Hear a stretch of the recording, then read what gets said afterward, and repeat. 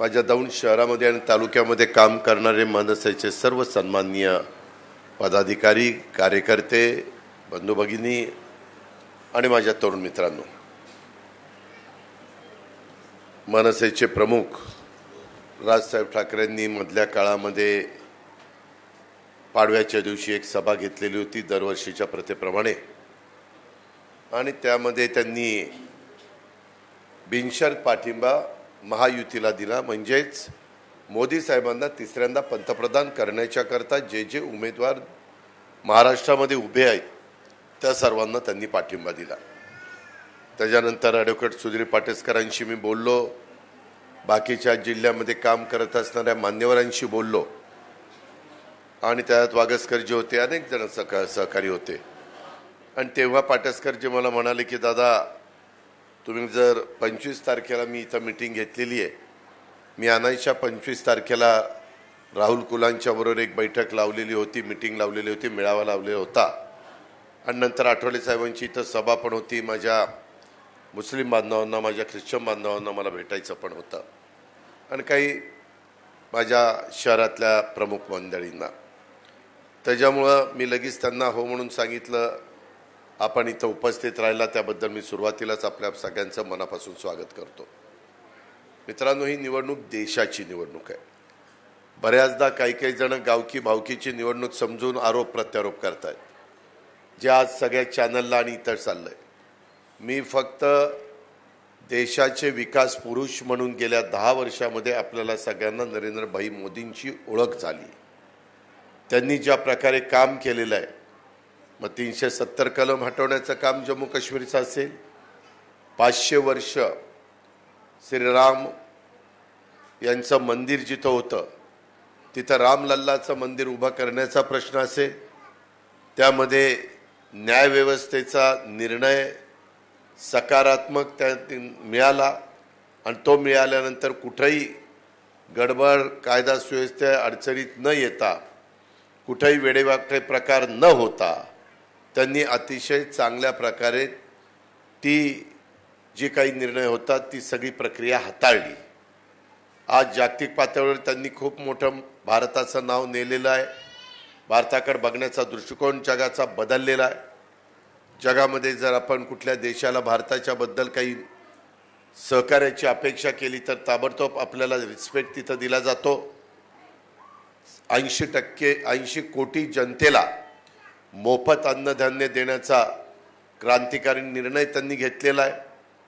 3 कोटी कुटुंबांना घरं बांधून देण्याचा, बेघर लोकांना, हा निर्णय त्यांनी घेतलेला आहे. तुमच्या माझ्या देशाची अर्थव्यवस्था जगात 5व्या क्रमांकावर पोचली, ती आता 3ऱ्या क्रमांकावर त्यांना घेऊन जायची. त्याच्यातनं GDP वाढणार आहे, त्याच्यातनं आर्थिक सुबत्ता येणार आहे. आत्ता बोलत असताना मगाशी प्रतिभाताई डेंगळ्यांनी बाबा आम्हाला इथं रोजगाराच्या बद्दलच्या काही समस्या मांडल्यात. सगळ्यांना 100% रोजगार नाही तर काहींना स्वतःच्या पायावर उभं राहण्याच्या करता मुद्रा लोन, ज्यांना कुठल्याही प्रकारची गॅरंटीची गरज नाही, ती रक्कम आता 10 लाखाची 20 लाख केलेली आहे.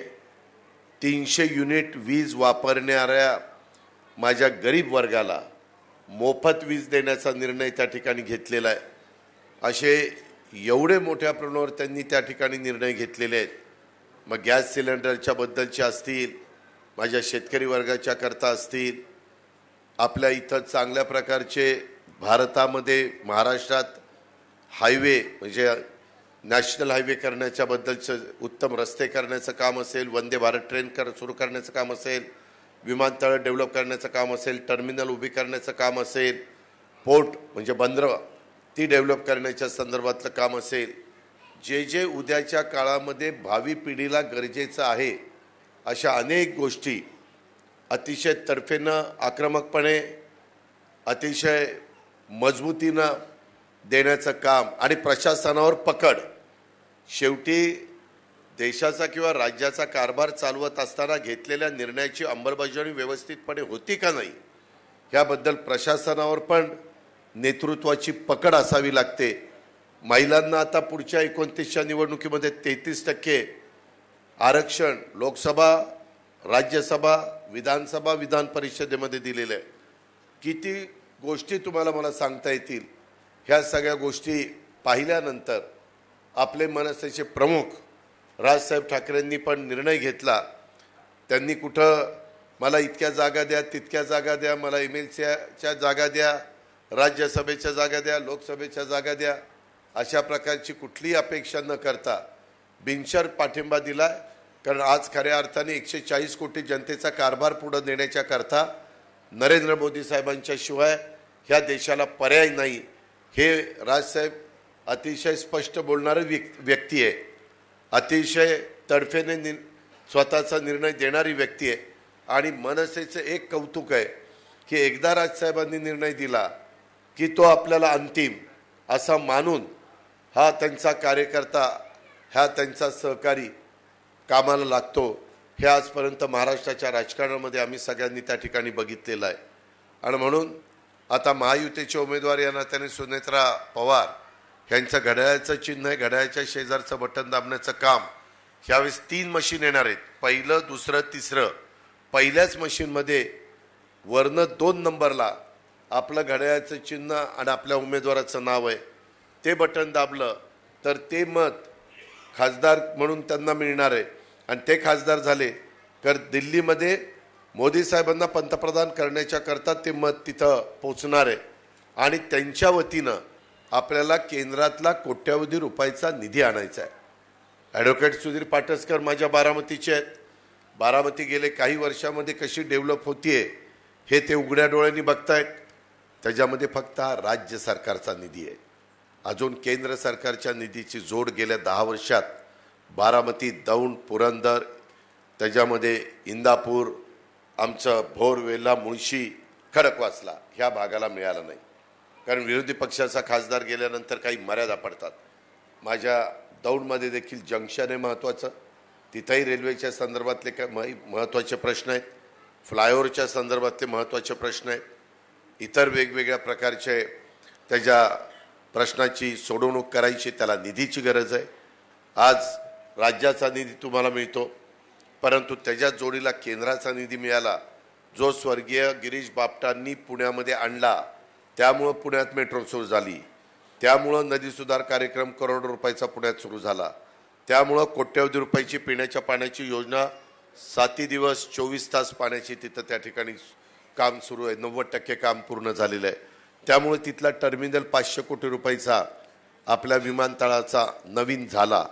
विमानतळाची थोडंसं विमानाची पार्किंगची व्यवस्था तिथं वाढवली, त्याच्यामुळे प्रवाशांना येणाऱ्या आणि जाणाऱ्यांना सोय झाली. अशा कितीतरी गोष्टी मनसेच्या कार्यकर्त्यांनो, बांधवांनो, भगिनींनो मी तुम्हाला सांगू शकतो. आणि म्हणून आपल्याला जो 10 वर्षाचा बॅकलॉग निर्माण झालेला आहे तो बॅकलॉग भरून काढण्याच्या करता नरेंद्र मोदी साहेब, अमित शाह साहेब यांच्या आमच्या ओळखी झालेल्या आहेत. त्यांना शब्द टाकल्यानंतर आपल्या राज्याला निधी मिळणार आहे, आपल्या लोकसभा मतदारसंघाला निधी मिळणार आहे. त्याचा डायरेक्ट इनडायरेक्ट फायदा तुम्हालाही सगळ्यांना होणार आहे आणि आपल्या लोकसभा मतदारसंघाला पण होणार आहे.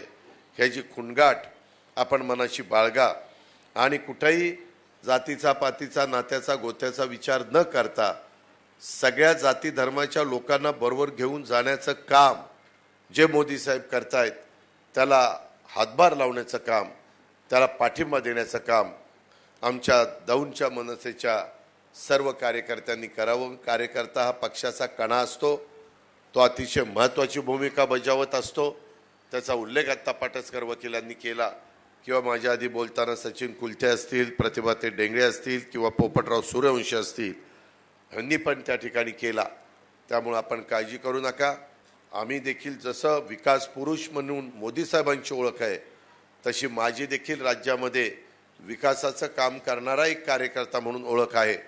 मी यावेळेस शिक्षणाच्या करता एक आपल्याला चांगल्या प्रकारे जसं आम्ही बारामतीमध्ये विद्यानगरी उभी केली, विद्या शैक्षणिक संकुल एक उभं केलं, विद्या प्रतिष्ठानचं एक इंदापूरला केलं, तसं आता दौंडला पण करून त्याच्यातनं आमच्या मुलींना CBSE स्कूलमध्ये कसं इंग्लिश मिडियमचं शिक्षण देता येईल, वेगवेगळ्या प्रकारचे कौशल्य विकासाचे कोर्सेस की जे कोर्सेस केल्यानंतर आमच्या मुलांना मुलींना रोजगार मिळेल आज पुण्यामध्ये कुठल्या कोर्सची गरज आहे, पिंपरी चिंचवडमध्ये कुठल्या कोर्सची गरज आहे, माझ्या कुरकुमच्या MIDCमध्ये कुठला कोर्स केल्यानंतर तिथं माझ्या मुलाला किंवा मुलीला रोजगार निर्माण होणार आहे, नोकरी लागणार आहे, अशा वेगवेगळ्या प्रकारच्या कोर्सेसचे पण तिथं त्या इन्स्टिट्यूटमध्ये आम्हाला सोय करून त्याच्या प्रकारचं ट्रेनिंग, त्याच्या प्रकारचं शिक्षण आम्हाला द्यायचं आहे. त्याच्यामध्ये काही एकर जागा ही जवळपास आम्हाला मिळालेली आहे. तुम्ही जर त्याच्यामध्ये आणि पाटसकर वकिलांनी बघितलं आहे, आपण पण अनेकांनी बघितलं आहे, बारामतीमध्ये विद्यानगरी, बारामतीमध्ये माळेगाव शैक्षणिक संकुल, बारामतीमध्ये TC कॉलेजचा विस्तार, बारामतीमध्ये MES हायस्कूलचं इंग्लिश मीडियम, बारामतीमध्ये माळेगाव शैक्षणिक संकुल, तुमचं कृषी विकास प्रतिष्ठान, तुमचं सोमेश्वर शैक्षणिक संकुल, हे सगळं उभं राहिल्यानंतर तिथं आता विद्येचं माहेरघर तालुका लेवलला झालेलं आहे. त्याच्यातून लोकांच्या मुलामुलींची उत्तम सोय झालेली आहे. त्याचा परिणाम बाजारपेठेवर झालेला आहे. तशा पद्धतीनं आपल्याला प्रेमसुख कटारे यांनी मगाशी राहुलनी पण मला सांगितलं ह्याच्या आधीच्या मेळाव्यात की आता बारामतीचा बराच काही तुम्ही कायापालट केला आहे. आता आमच्या दौंडकडे पण बघा. मी आपल्याला शब्द देतो की माझ्याकडे सुदैवाने महायुतीमध्ये एकनाथराव शिंदे आणि देवेंद्र फडणवीस आणि त्या आमच्या महायुतीच्या सरकारमधल्या घटक पक्षांनी अर्थमंत्रालयाची जबाबदारी दिलेली आहे.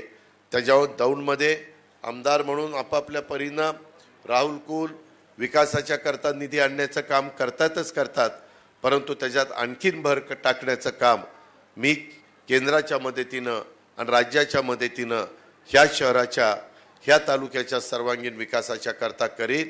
त्याच्यामध्ये निश्चितपणे तुम्हाला त्याच्यामध्ये फायदा झाल्याशिवाय राहणार नाही.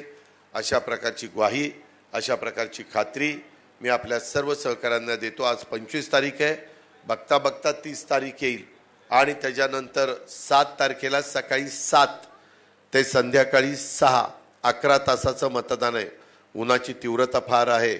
आपण नाही मतदानाला गेलो तर काय फरक पडणार आहे असं पण काहींच्या मनात येतो. उन्हाळ्याच्या सुट्ट्या लागल्यात मुलामुलींना, शाळेला सुट्ट्या लागल्यामुळं काही जण पालक मुलामुलींना घेऊन बाहेर जात आहेत. पहिल्या टप्प्यात मताची टक्केवारी कमी झालेली आहे. घटनेचे शिल्पकार डॉक्टर बाबासाहेब आंबेडकरांनी जो मताचा अधिकार दिला आहे त्या अधिकाराचा वापर प्रत्येक नागरिकांनी केला पाहिजे. कारण देश कुणाच्या हातामध्ये 140 कोटीचा द्यायचा हा महत्त्वाचा निर्णय आहे आणि हा निर्णय तितक्याच मजबूत नेत्याच्या हातामध्ये हा देशाची सूत्र आपल्याला द्यायची आहेत.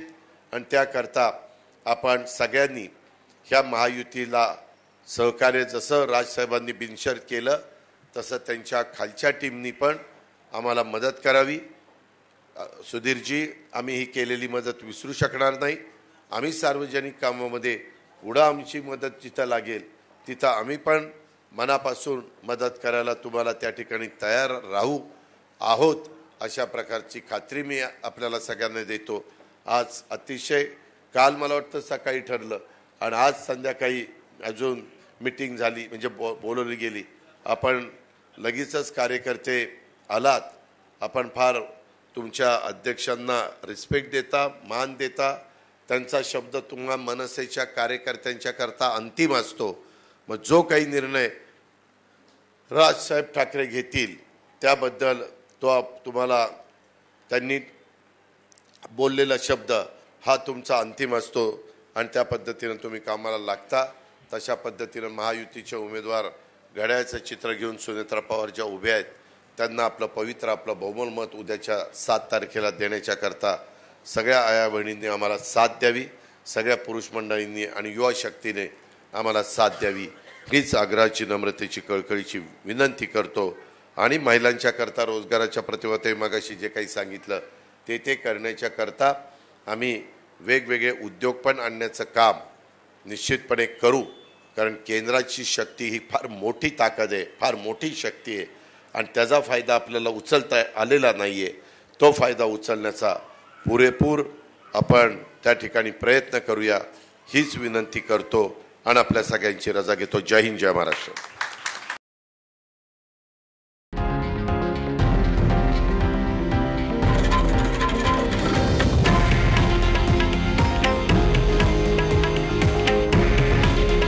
हे आहे देशातील नंबर 1 न्यूज नेटवर्क आणि आपण पाहत आहात TV9 मराठी. काळजी तुमची, हित महाराष्ट्राचं.